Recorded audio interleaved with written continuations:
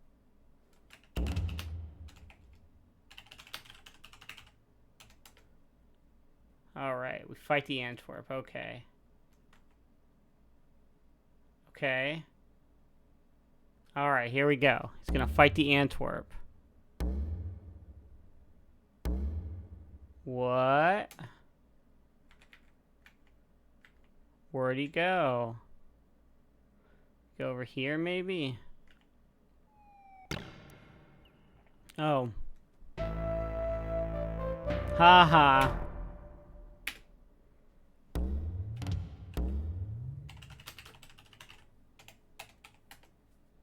Alright, I'll show you another outcome of this.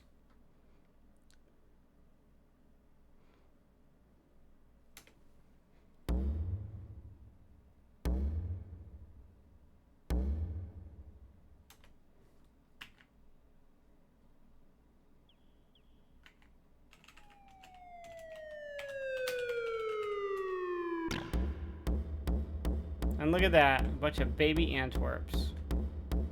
Ha ha ha. Are they gonna still be there?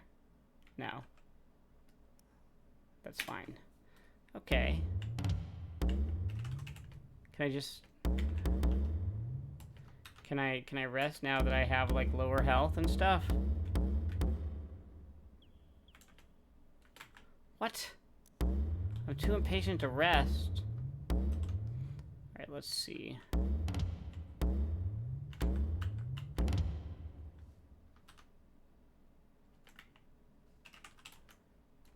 Why am I too impatient to rest?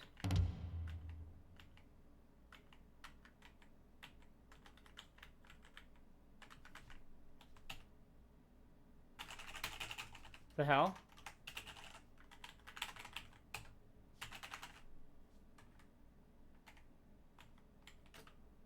Okay, well I just crashed. I got stuck.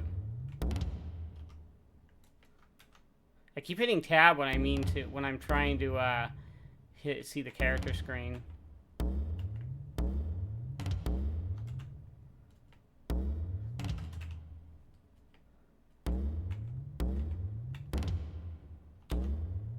Alright, look, I have less than half health now.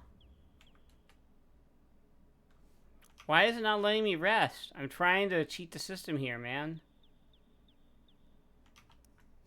Ugh.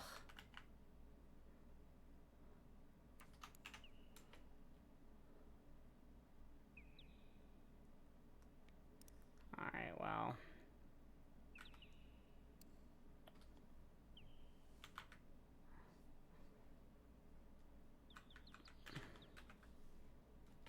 Okay, now can I rest? No. Man. And see that experience number. One of the things that happens, you know, when like cheaters and stuff attack me at night, when you get over 1,000 experience, the more powerful monsters will also attack during the day. Okay, let's just run. Let's just run everywhere. Here. Is that gonna mess with my stamina?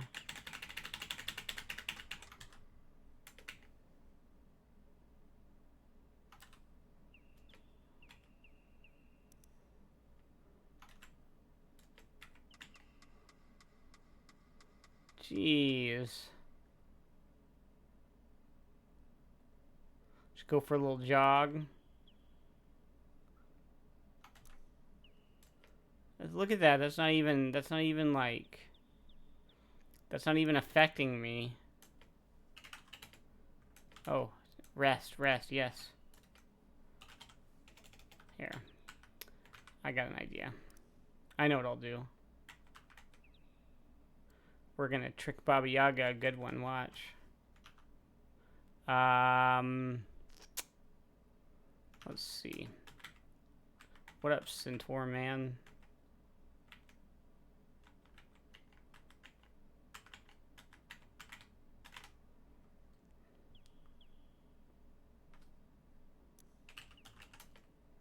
Ah. What up, goblins?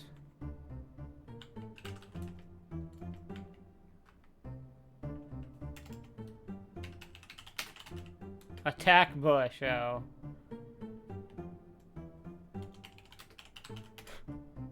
Seem to see movement, but you're not certain what's over there.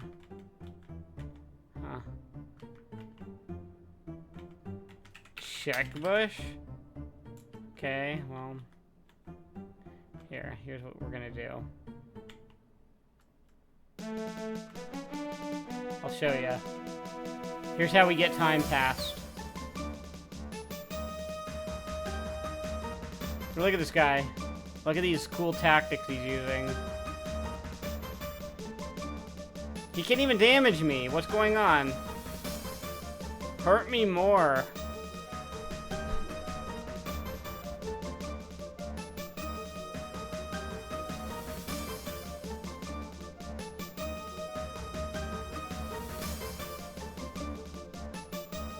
Okay, well, that's worthless. Look at that, I threw that dead goblin a long way.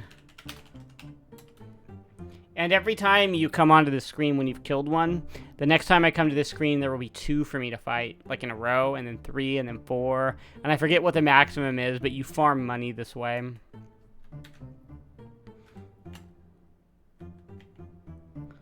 Alright. Oh my god. I don't know why it's not just letting me rest. I wish I could just change the time of day. Oh wait, oh, it's night now. Oh, good. Perfect. Let's see. Well, I'm 1 screen away from the graveyard right here then.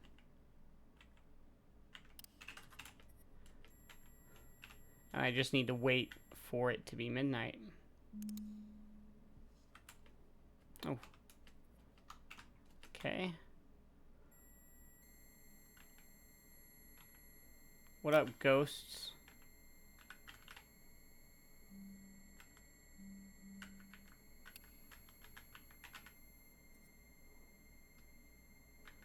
What up, plants?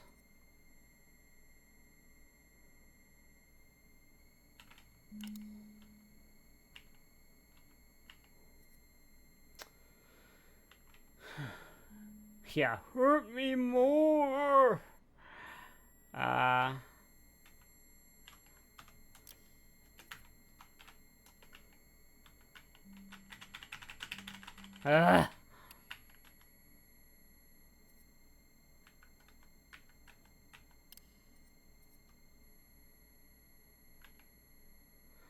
Kind of want to fight either, there's like a Saurus Rex and a Manta Ray that I haven't fought yet. As far as like monsters that can, that you can fight.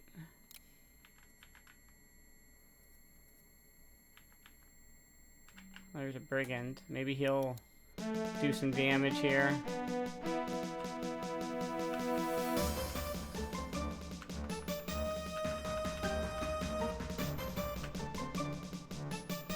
Alright.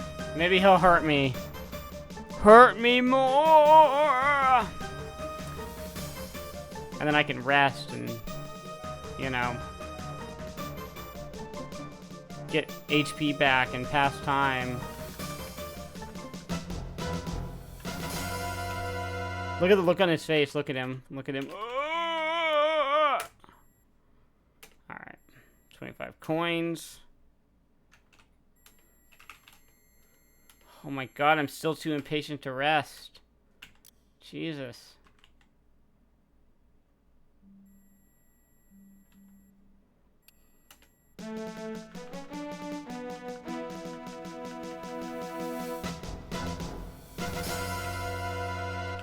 Now I don't remember where I am.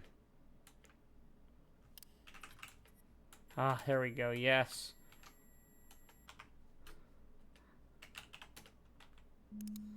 Where the ghosts at? Ooh.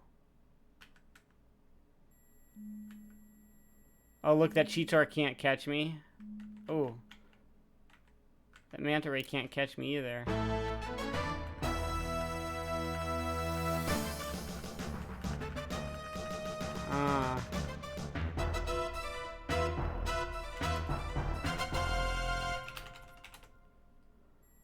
Oh, nothing.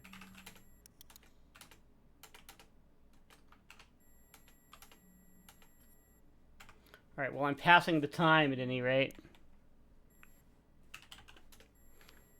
Where the hell are the ghosts? Oh, there they are. Let me not go there. Look at this. Woo. Whoops. Oh, it is a ghost. A transparent, decaying, writhing, slimy, undead fragment of undulating ectoplasm. You might be near a graveyard. You think?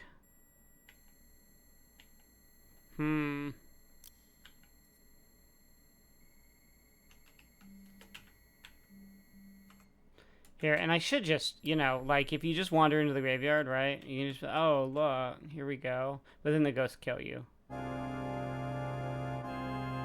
So, that's what happens. So you don't... God, that's crazy, crazy chord there.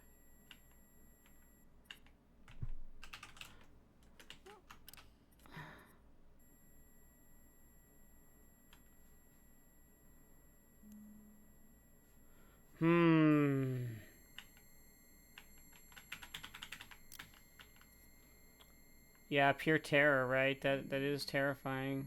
Look at that. This ghost is chasing me.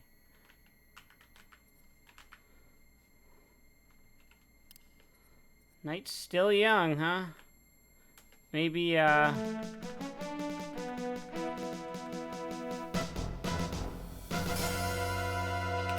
maybe after this. Search your opponent. 3 silver coins. Night's still young. God damn it.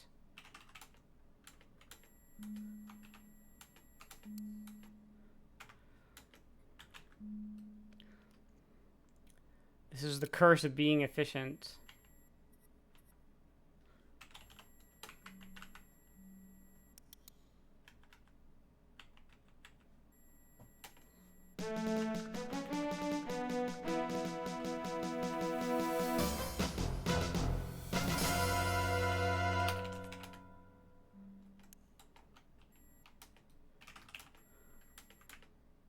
Okay. Middle of the night. There we go. Great. Perfect.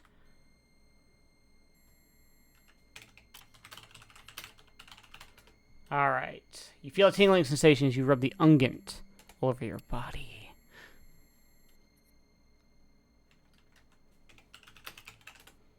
Alright. You wrench the mandrake plant free from the tombstone on which it has grown. You hear a scream like that of a dying child as you yank the root from the ground. And now the ghosts will not hurt me. And now I can head back to Baba Yaga. Baba Yaga. And go up here.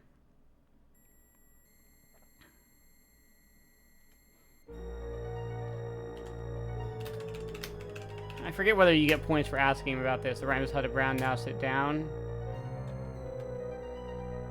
So you made it back, did you? She's expecting you. Here we go. Bye. Here, I'll show you something funny.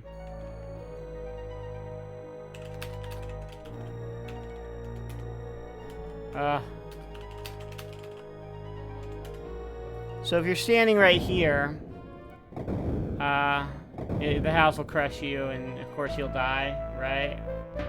Yeah. So you don't want to do that.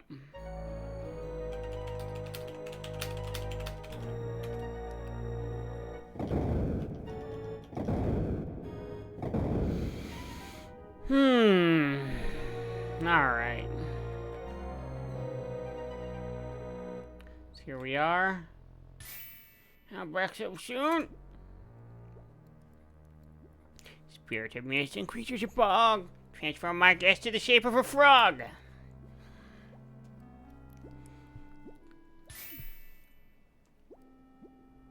Yes, I vow, stay there now. Once again, you're a frog, and once again, you can't move. You find it very exasperating. Yum yum, froggy frap. Frappe, frap, frap, frap. Did you bring me my mandrake like you promised?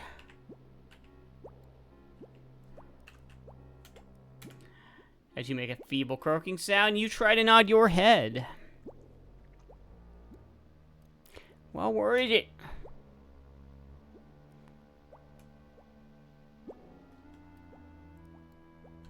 What's the matter? Got a frog in your throat? Oh, look at the bat and the spider. Ah, ha, ha. I suppose I'll have to turn you back into whatever it is that you were. Pity. You were looking appetizing. And the tingling sensation wearing off, that's the Undead Ungent ending. That, it's a very limited window to use it and to get into the graveyard and out before the ghosts kill you. Creatures of fog and spirits of fog return to true form to this rather dumb frog.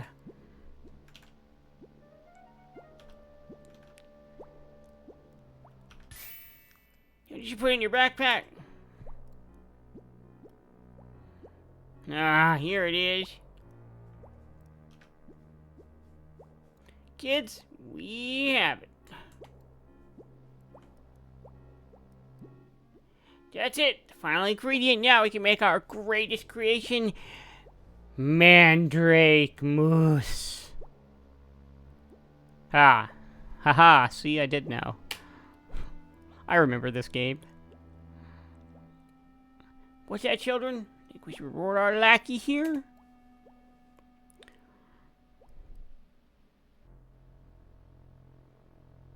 They're like, yes. Very well, it's frog. I'll let you live this time. Next time, no, it's frog legs for sure. So, go! When an awful creature is turned into a frog, you say to yourself, someday, I must return the favor.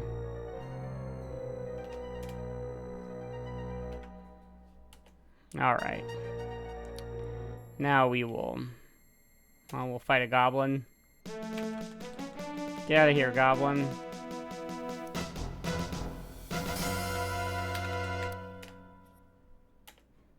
Alright, 10 silver coins, great.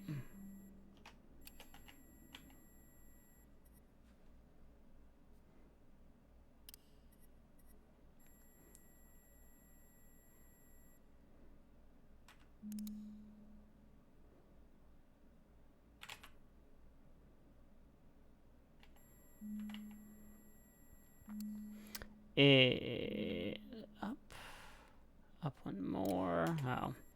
Gotta fight a brigand.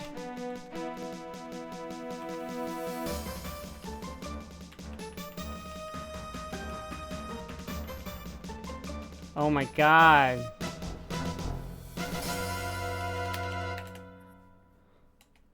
Right. Save my game here. Some banana magic there, yep. That's some King's Quest 3 stuff, though. Eat one of these fruits. And sleep. Sleep comfortably among the fragrant flowers. You awake as the sun begins to rise. And I am fully healed. Great. And now I can go and pretty much just begin the end game. The Avengers Endgame.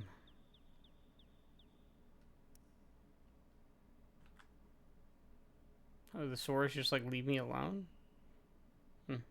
Guess so.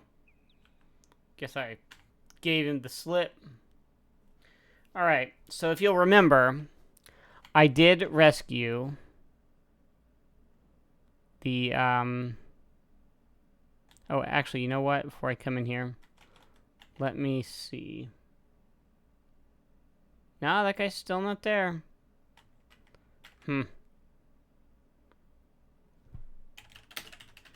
Yeah.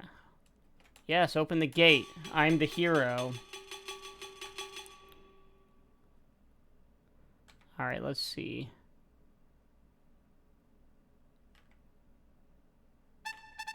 Oh, the Baron von Spielburg and Baronet await you in the Great Hall.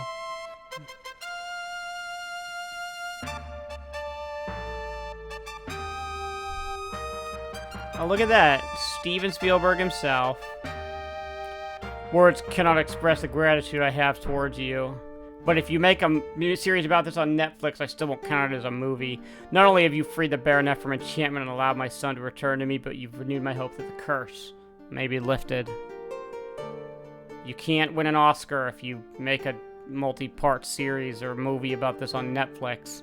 My son, Baronet Barnard von Spielberg, also desires to acknowledge his indebtedness, but there's really a limit on what can be considered, Oscar-worthy. Well, I'm appreciative of your efforts upon my behalf. I sincerely hope you will continue on your valiant adventures in our land.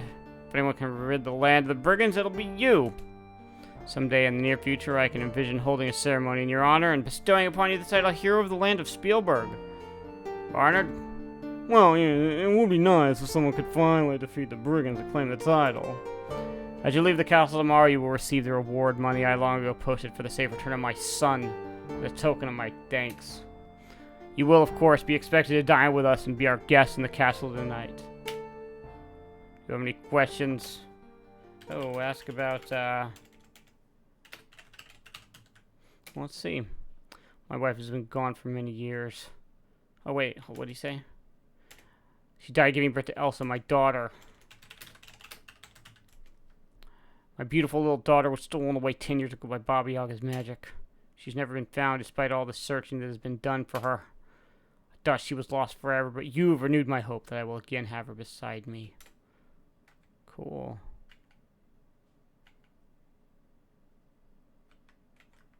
Servants awaiting you outside to show you your quarters. We'll see you at supper later. You awake as the sun begins to rise, so it is the next day. After a wonderful meal with the Baron and his son, a peaceful night's sleep in your feather-down bed, and a filling breakfast in bed, you are ready to go adventuring once more. All right. Great.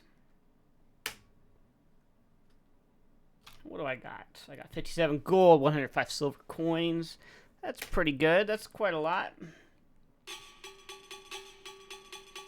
How come that rock by the tree you slept at says Erica Pence? Does it? Ooh, excuse me. I just burped. Let me go see. Does it say that? Oh, God damn it, Applejack. Get out of the way.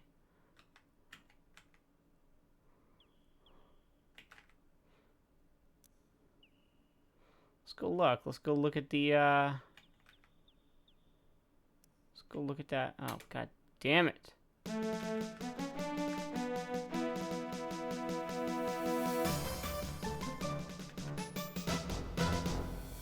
I don't care about that guy since I'm just going to restore my game anyway.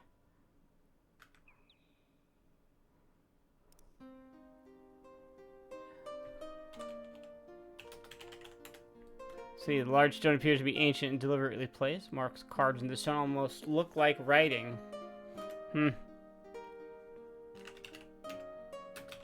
And you can use, there's a spell hidden under that, too, if you're a magic user. The stone has the words, Irana's Peace. I should have known that's what it said. Irana's Peace, that's the name of the location. Carved upon the top, there are some runes carved along the side. It does look like it says Erica Pence, though, yeah. It reads, if thy will is magic, so shall I share. Open the stone and claim what is there. Yeah. So, you can get a magic spell there if you're a magic user. Okay. So, now there's, let's see. Something I can do over here. What up, Sheriff? I robbed you blind. How about that?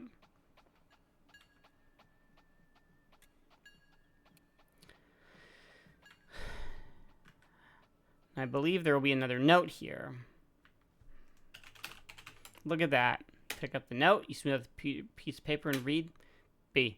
Meet me at the old archery range south of town at noon. Urgent. B. Okay. And those guys mentioned in the note will tell you a secret.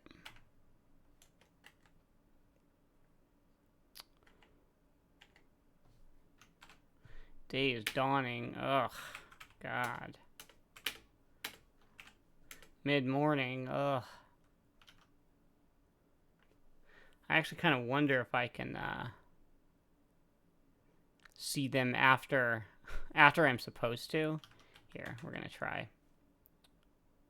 Because what'll happen is you'll spy on some guys here in the archery range, a couple of like brigand informants, and they give you a password to that you need to get into the brigand fortress. You don't really need it though.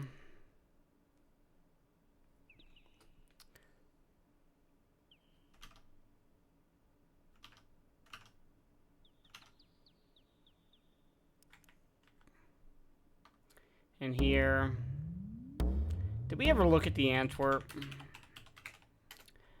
Antwerps are on the endangered species list. They are rarely seen. Named, of course, for Antwerp, Belgium.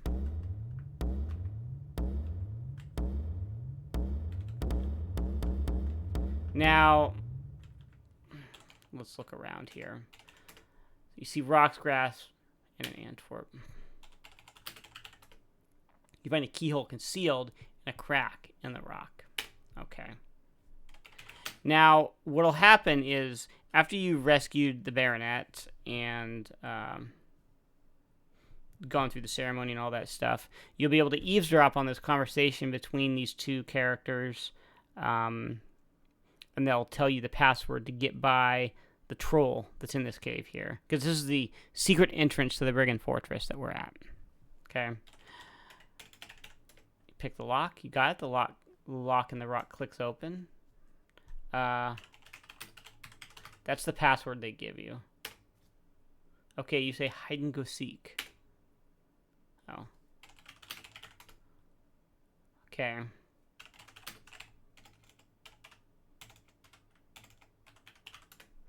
You say hide and go seek. Oh. Okay. Let's be real sneaky. Oh. Before you can react, the troll's upon you, and the encounter begins.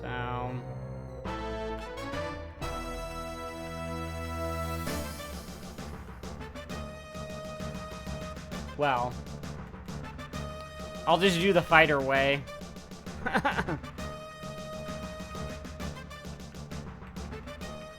See, the fighter would just force the door open and then fight the troll. And the magic user would cast the open spell, and then I think cast calm or something on the troll. Find nothing but the troll on the troll but a little hair. Well, we're gonna take his beard. You cut off the troll's beard and put it away. And then I believe, yeah, there's a strong odor of decay and other nasty smells filling the air. A pile of something unpleasant lies near the center of this cave.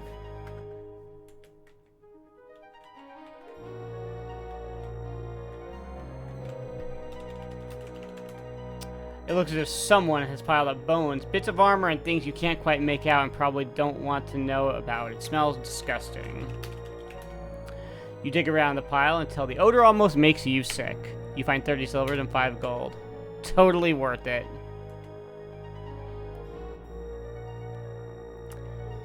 And now, we'll go down here. Alright.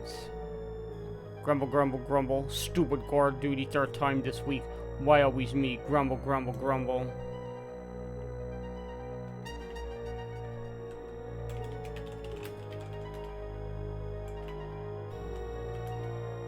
The logs of the wall are too slick, and there's no place to get a good hold on them. You'll have to try somewhere else. Uh-oh. Hold on. I have to...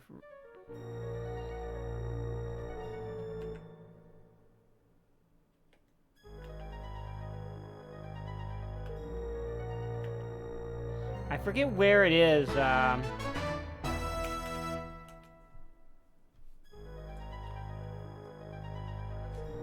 to, like, sneak by him.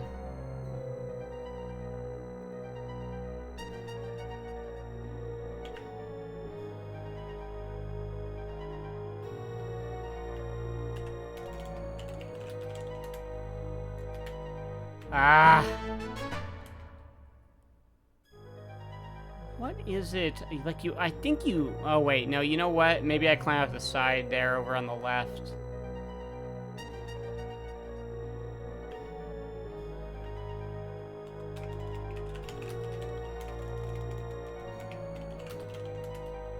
Ah, there we go, okay. What? There's too loose for climbing here. Oh wait, will he see me? Oh yeah, he will. Ugh. Throw bridle. Yeah. Okay.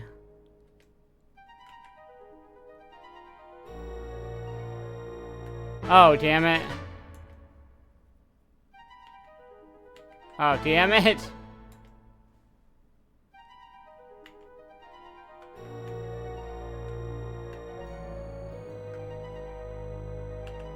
Oh, there we go. Yeah. Stealthy. You find a good purchase on the rocks to climb. There we go. All right. Okay. Well, let's just look around, okay? This is not what you expected the Brigands' Fortress to look like in your imagination. The barracks with the open half doors to the east and west are fairly normal looking. The carpet lying near the gate, however, is a bit odd. The small chasm in the middle of this yard with the bridge across it seems strange, too. There are 2 blockades near the gate and some barriers near the north. It's just as it appears. Carpet? The carpets look rather new, perhaps recently stolen from the merchant in town. There's a sign on the blue carpet which reads, "Step here." There's a dark rope stretched tautly across the path that can easily be avoided by stepping over it. Alright, I think you just automatically step over it since you know it's there. Oh. Okay. No, I guess not.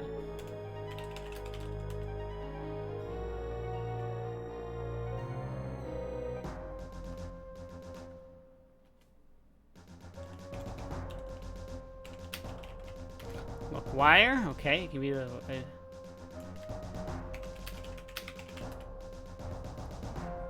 Okay, oh, I have to walk up to it.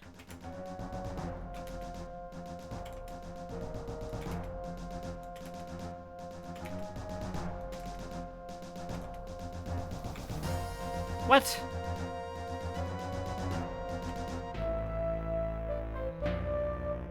There's a small sign which reads booby trap. You are now in a pitiful situation as you hear the brigands approach. See the booby they've got. You think to yourself, if it looks like a trap and it feels like a trap, then maybe it is a trap. Okay, wait a minute. Do I need to like go around this way? Oh my god. Okay, well then they just murder you.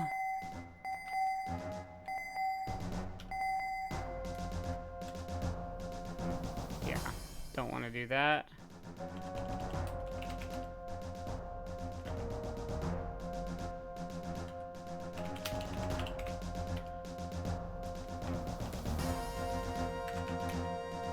Okay, there we go. All right. Let's make another save here. Because I forget which side here. Oh, it's that one? Okay. Okay. Okay. Alright, this room is stupid. Everything here, every room in this fortress is like a puzzle room. And there's like a weird little time limit on it. It's really annoying. Okay.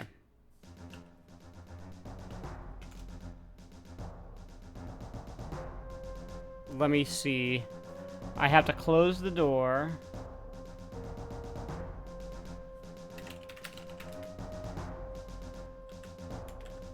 Let me walk, actually. Yeah. And then the bar the door. The door's locked. Okay. And then they are gonna walk over here. And they can't get through the door, so they're gonna walk off. Oops. We're gonna move the chair. You move the chair in front of the door. Okay. Okay.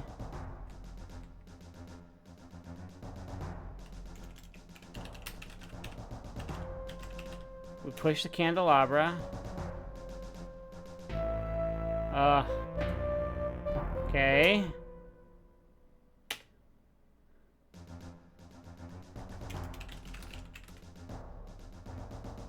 Close and bar the door.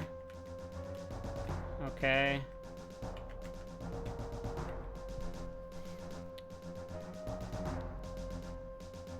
And they walk off. Okay. I'm just gonna save. I'm gonna save right there. Move the chair in front of the door.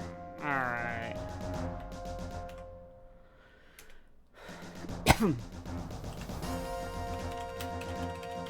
Push candelabra. Ugh.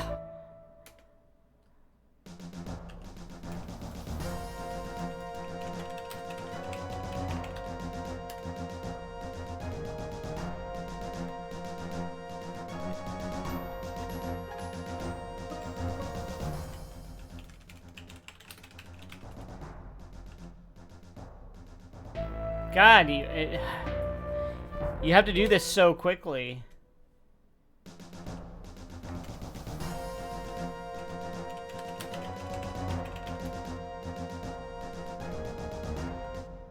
Oh, hold on, let me...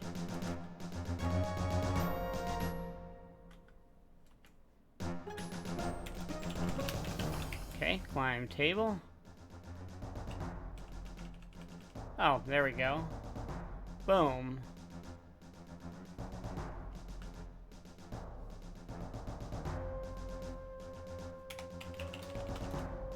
Cool. Alright. Whew. You bar the door behind you. You behold the most fascinating place. The person labeled me speaks. Oh, abandoned mope, all ye who enter here. Job hunting or just sightseeing. I foresee a brilliant future for you in the fall. If you've got something to say, then speak fast or forever hold your pieces. State your case before I case your estate. Alright. Look, it's not important. Okay. It's me.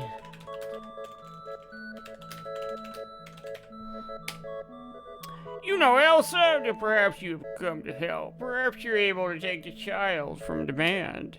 After you have explained what you know about Elsa, Yorick, the long-missing court jester from the castle, which we saw posted on that bulletin board back there, speaks. Oh, it's about time there's someone else help Elsa before it's too late. Toro and I are the only friends she's got here. She's a lot like her dad, though. She organized these brigands and changed them from mere thugs to major raiders. She plans to move the entire band away from the valley as soon as the snow clears. If that happens, I know she will never be disenchanted.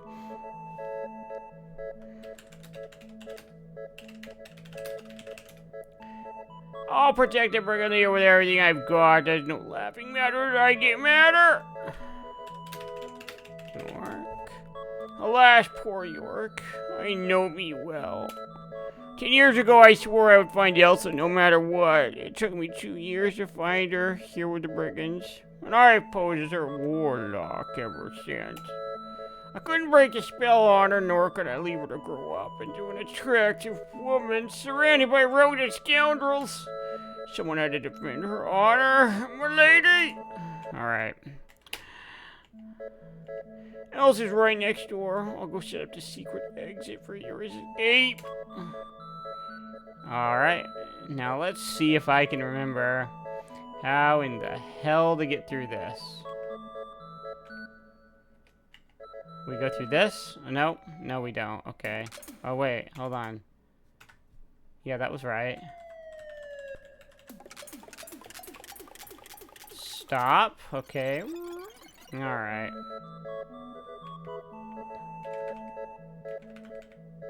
Okay. do do do do do do do do do do do do do do. Oops. No. Oh my god. Is this Ryan Scott from 1UP? Why, yes, that's me. Oh my god.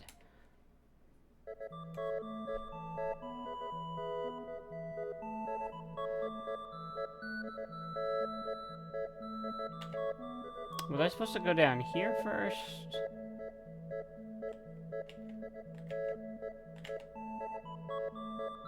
You feel disoriented? Oh yeah, there we go. There, that's what I wanted. I think?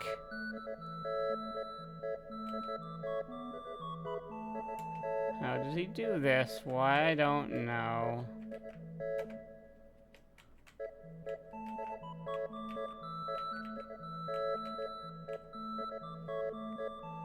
There's an echo in here, echo in here, echo in here. Okay, let's see.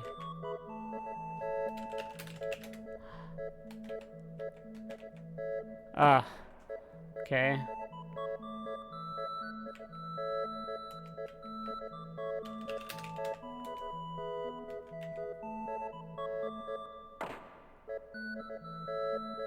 Okay. There's the door. Great. Here we are. Oh boy.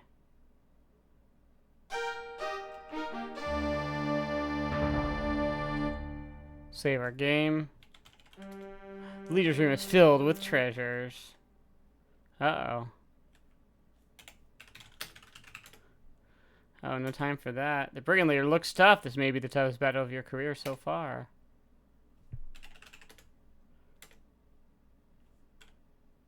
Oh. So she just kills you if you come here. Oh.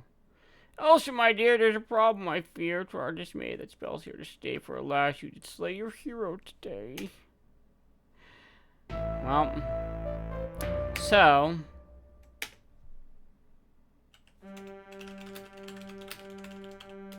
We chuck the Dispel potion at her. And no, you cannot do anything with her. She just kills you if you don't have the Dispel potion.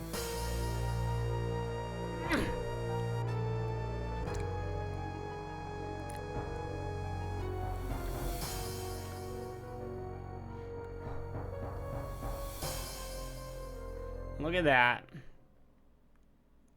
Oh, you can't imagine how good it feels to know who I am again. After all these years, to remember my name is Elsa von Spielburg. I used to wish I was not a brigand's child, but actually an enchanted princess. Now I know that I was really enchanted, and I don't have to be a brigand anymore. Thank you so much for freeing me. I've got to hurry home to Father and get his guards to capture the rest of the brigands before they manage to escape with the treasure. It must be returned to the rightful owners. Yorick, I'm me again. I'm sorry I took so long. I got lost. We are dead. Be glad that your spell's been repelled. We need to go before the brigands know or they'll spoil our show. Come on, we better make our getaway before they get in our way. York and I can return to the castle with the amulet I wear, but I'm afraid you'll have to get there on your own. There are 2 healing potions at my desk that you may take with you. You should use this secret passage and escape while they're arguing over the treasure. If they find you in here, you'll be overwhelmed and killed. Thank you again and good luck.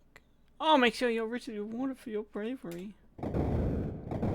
If you decide to counter the curse or mind the mirror over mere mind, so tip the canoe into the loo. Also, if you do the honors, I'll honor your due.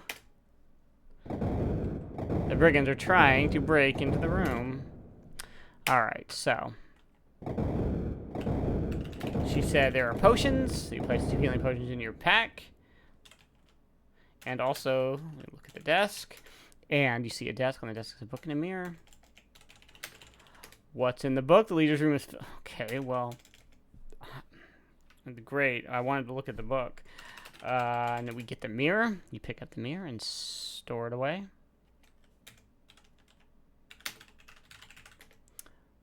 see. Look at this. Looks like this blue carpet over to the right side of the screen. This looks like a Persian carpet. It has a license plate that says Abdullah 222. And now I want to leave. Here we are.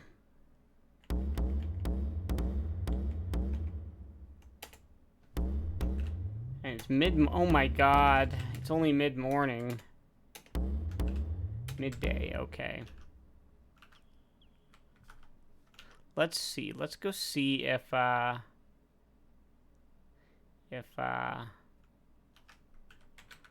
can spy on the guys at the archery range. That would be really funny.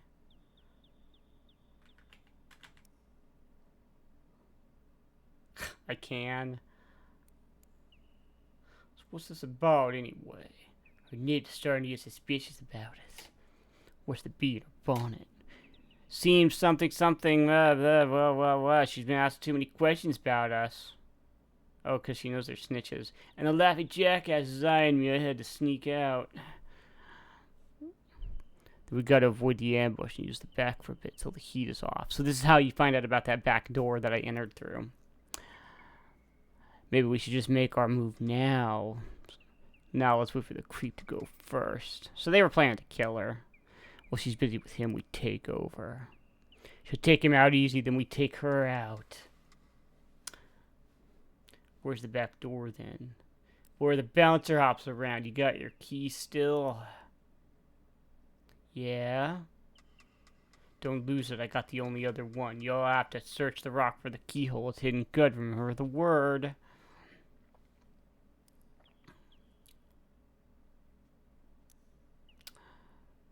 What word?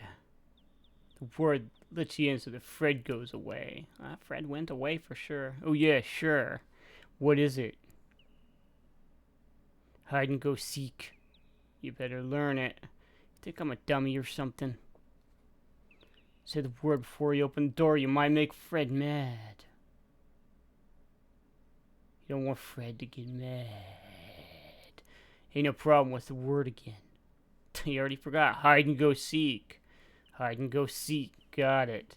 I gotta be back before the chief misses me. Be back in a bit. Hide and go seek. See ya. Alright. So, that is a bit of sequence break right there. And... oh, God. A saurus.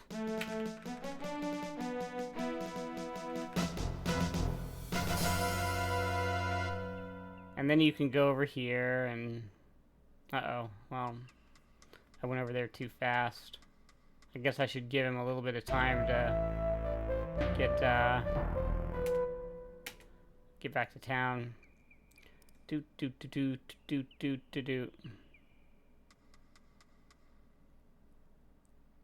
But you go and you fight this guy and you can kill him and then get the key. I'm not sure if that gives you points in the thief's route. I forget.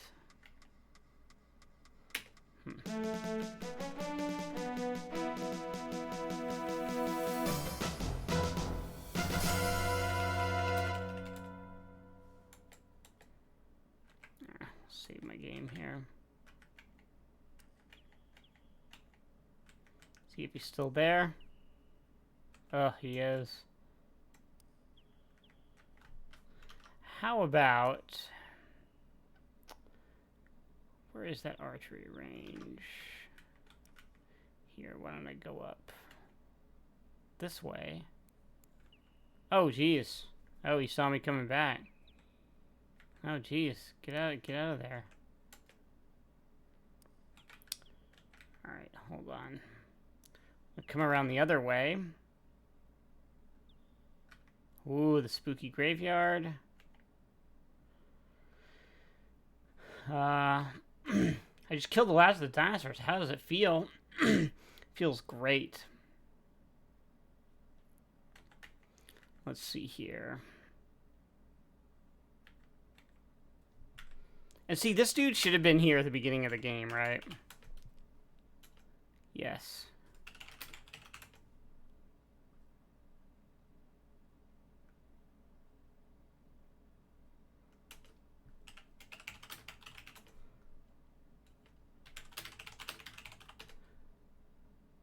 Alright, you just take the road north here past the hills until you get to the castle for gold. I can tell you where the Thieves Guild's hidden. No, screw you.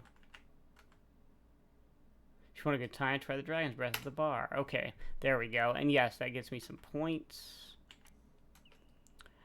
So that guy should have totally been there at some point at the beginning of the game. Like, just hanging out outside of town. Like... Before this point. He should have just been there, like, the first or second time I left town. Alright. Hey, what you doing here? Spying, I'll wager. So you get in a fight with this guy, and then you kill him.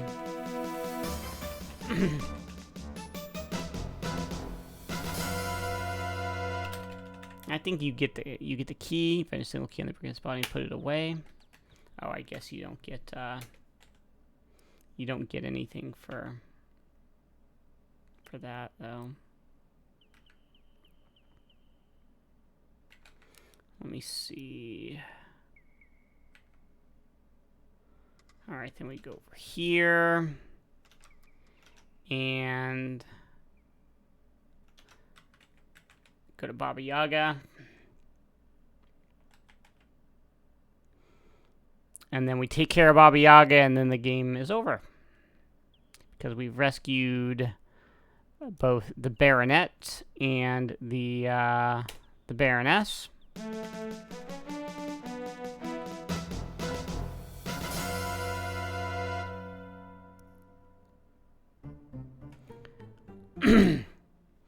How much money do I have? 62 gold and 135 silver. All right.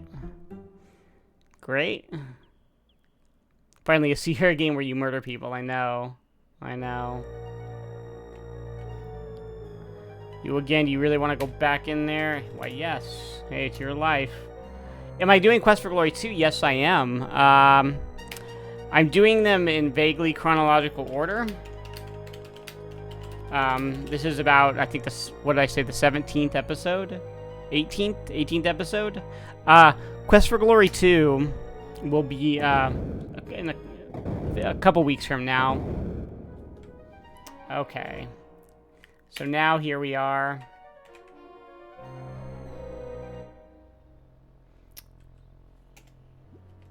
And we walk over here and Baba Yaga says, "You again?" And then you furtively grasp the magic mirror. She shoots her spell at you. Power to rule over Regent Shoggy. You can't just creature back into a froggy. Oh yeah, I'll do 5. I'm doing 5. And now the witch is hopping mad. What have you done to me out there? You used my own spell against me. Oh. She's hopping mad. Hear me, O element of air and wind. Give me the power to save my own skin. Yes, I will be doing 5, yes. I'll be doing the whole series. I'll get through them all eventually. There goes Baba Yaga. Now you really made her sore. Ha ha ha!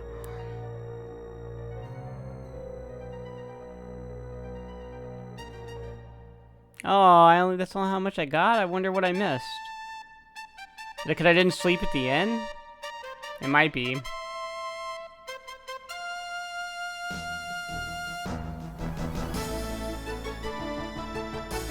I think 5 is underrated.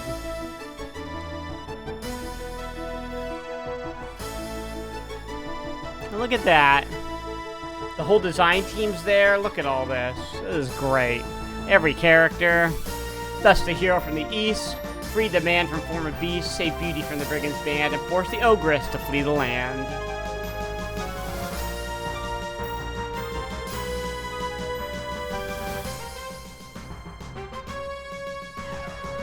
The brigand band has been dispersed, their treasure has been reimbursed. And so with Cod as an ability, you bid the valley a fond adieu.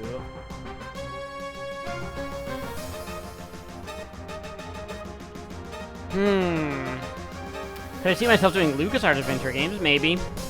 I've got all of them right over there on the shelf. Yeah, but this is Sierra Saturdays, though. I want to get through all these Sierra games. LucasArts could be fun, too. Yeah, Quest for Glory 5. Dragonfire. That game is a bit weird because it's very different from the other games. It leans much more heavily on combat mechanics, and the 3D has not aged well. But I think I might feel differently when I get to it again, but I feel like it's kind of underrated. I feel like a lot of people write it off when it's not too bad. It's decent. Quest for Glory 4 is my favorite, but yeah, I'll do Quest for Glory 5 for sure. That's not going to be... That's one of the last ones, though. That's far, far, far down on the list. But, next up, I'm going to be doing... What do we got? Next week, we have Codename Iceman. After that is Conquest of Camelot, and then Quest for Glory 2. And then,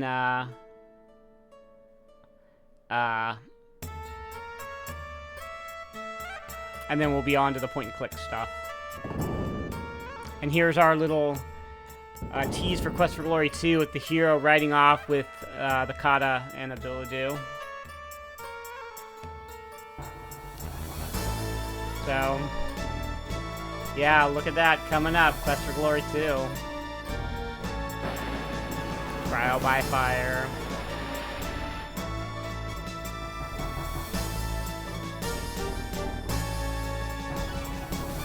The GOG release of Quest for Glory 4 even crashes. Does the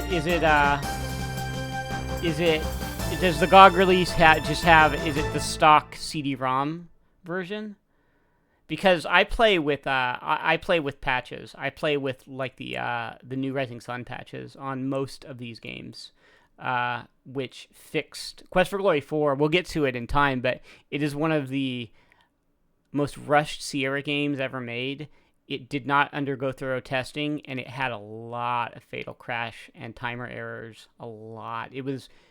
I mean, I played it at the time when it was new, and it was... you just had to constantly save your game, and sort of... You had to use a utility called Moslo to underclock your processor. If you were playing on even like a remotely fast computer, so that you could get through some of the weird sections where there were timer issues that would crash the game. My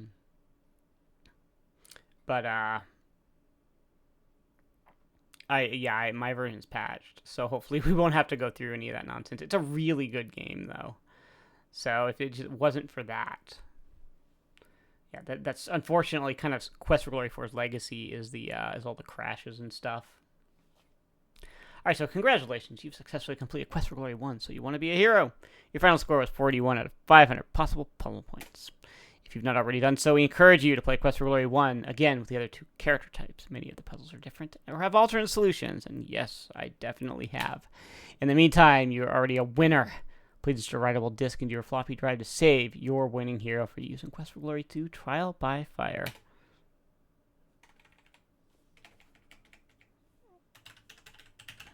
We're going to call this Saturday.save.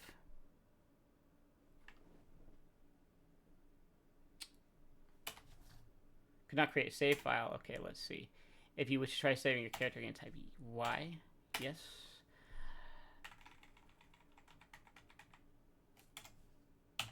How about C, Saturday.save? Look at that. The save character file has been created. Save this disk for use with Quest for Glory 2 Trial by Fire from Sierra Online. And now, where are we? Where did that go? Where did you go? Saturday.save, right there. Boom. Got it. Perfect. And then no, we got it saved. Thank you for playing Quest for Glory 1. So you want to be a hero? Congratulations. Again, on winning. We'll see you again soon at Quest for Glory 2, Trial by Fire. And that is Quest for Glory 1, the original 16-color EGA version. I'll be doing the VGA version separately. Maybe I'll play another character class in that one. Maybe we'll do Magic User. But yeah, that character we're saved for Quest for Glory 2. I think Quest for Glory 2 is probably the best one, Taco Bronson. I don't know. It's my second favorite, probably. I know there's a lot of people who harsh on that game now, who say it hasn't aged well because of just it's very timer based. Like you have a time limit, right? With this game, you can just take all the time you want, which is the same with 4 and then most of 3 and 5. But 2 is on a very strict time limit, and there's plenty of points where like if you just don't solve the current threat by a certain day, you just die and the game's over. I never really minded that, and I know like we'll get to it, but like the city map is just annoying. If you're into this series, if you're interested in playing it, I really suggest getting the VGA remake of Quest for Glory 2 that AGD Interactive did. It's the better version, and it's compatible with all the character imports and stuff like that, so it's fine. But they did a really good job, and they fixed a lot of the weird maze issues with it. But yeah, I'll be doing this whole series. We'll be taking our hero, our thief, through all 5 games eventually. Like I said, next week we've got Codename Iceman. We're done with the 80s here. This is 1989. This was the last game of 1989 that we have to do here. I think technically Colonel's Bequest was probably the last game they released in 1989, but next week we will be ushering in the 1990s with Codename Iceman, one of the very worst games Sierra ever made. Oh boy, that's gonna be fun. What did I think of Quest for Glory 3? I think Quest for Glory 3 is probably like my least favorite, but that's like saying, it's like, oh, Back to the Future. Okay, well, you're all going to argue this, but Back to the Future 2 is my least favorite of the Back to the Future movies. It's the worst one, but it's still awesome. It's just by virtue of the fact that we're ranking them that it's the worst one. It's still great. Quest for Glory 3 is a great game. I feel like it doesn't have as strong of an identity in terms of like, I think it, like culturally and everything, the way that they like tell the story and everything is very good, and it's got an interesting culture to that they're exploring. Like as far as it doesn't have like a very strong identity in terms of like just what you're doing with the classes.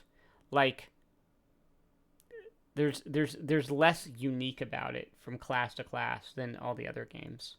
Like there's nothing for the thief to do in Quest for Glory 3. I think there are like 2 spots where you have to pick locks. There's no way to work on your pick lock skill in Quest for Glory 3, for example. So they didn't do as good a job of making each class feel interesting or relevant. So from that perspective, from that standpoint, I think it's the worst.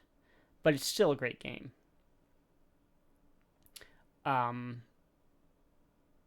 Is Codename Iceman worse than Manhunter 2?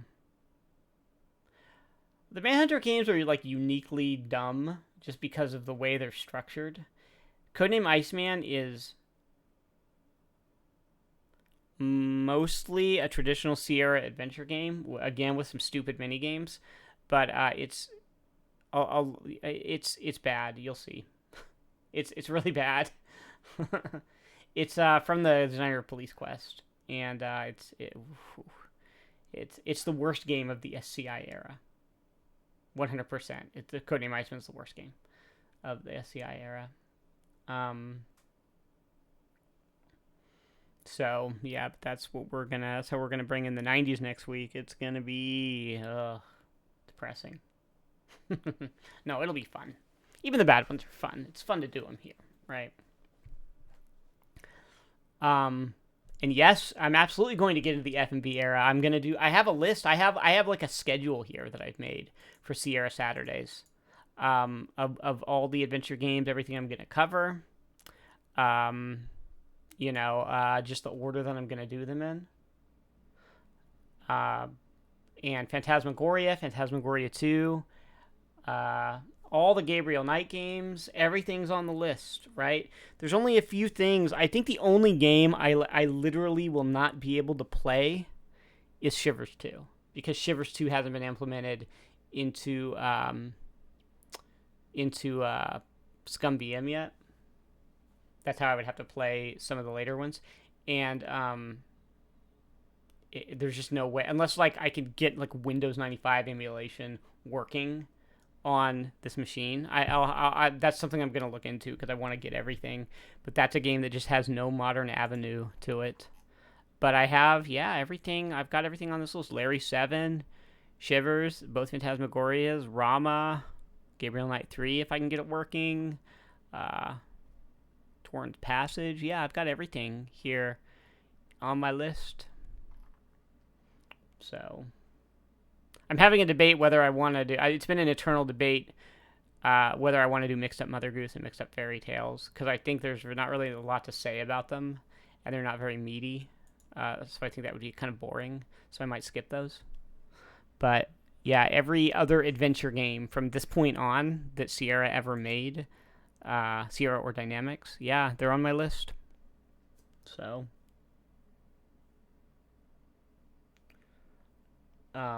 The game 9. I have not checked out the game 9. No, I don't know that one. I know 999, 9 rooms, 9 doors, 9 persons. I know that one. Yeah, so that's it for Quest for Glory 1. So You Want to Be a Hero, aka Hero's Quest, from Lorianne and Corey Cole.